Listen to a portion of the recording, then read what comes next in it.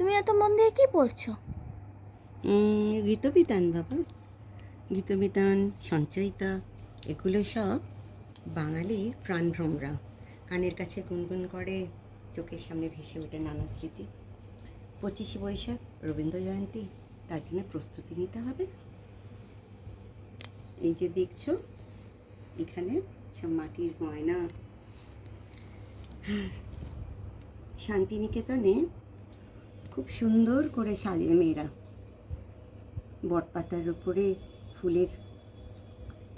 ফুলের কুঁড়ি দিয়ে, শাড়ি দিয়ে সাজানো হয় ফুলের গয়না, পরে মাথায় গলায় ফুলের মালা, আর তার সঙ্গে মাটির গয়না, বাটিকের শাড়ি, আলাদা দৃষ্টিনন্দন ব্যাপার।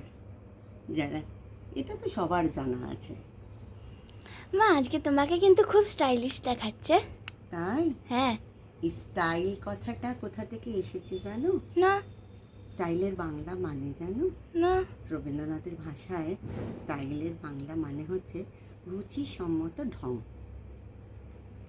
আর এই আমরা যেভাবে শাড়ি পরছি, এই পার্সি কায়দায় শাড়ি বাঙালির মেয়েদের ঘরে কে এনেছিল জানো? এটাও ঠাকুর বাড়ির একটা অঙ্গ।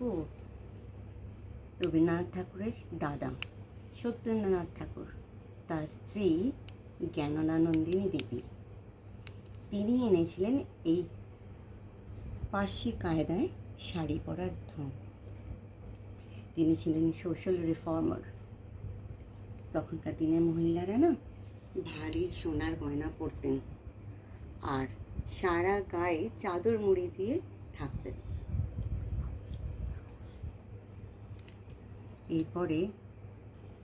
তারপরে উনি আনলেন এক পরিবর্তন, স্টাইলের নতুন দিগন্ত খুলে দিল।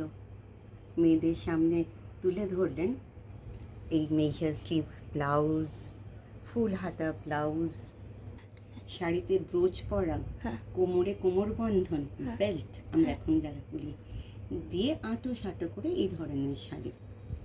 সেই স্টাইল এইসব আনাতে এক পরিবর্তন এলো তখনকার বাঙালি।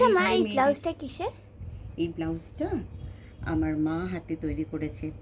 তখনকার দিনে এইসব চল ঠাকুর বাড়িতে ছিল।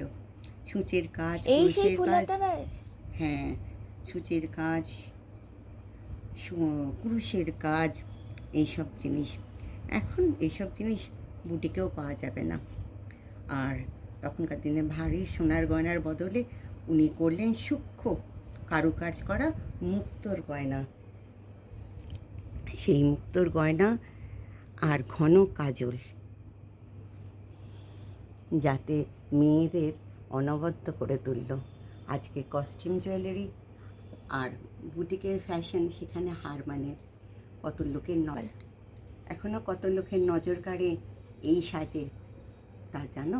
হালখোপার উপরে বেনি দেওয়া সাজা, কি সুন্দর! একেই বলে দৃষ্টিনন্দন রুচিশীল সাজ।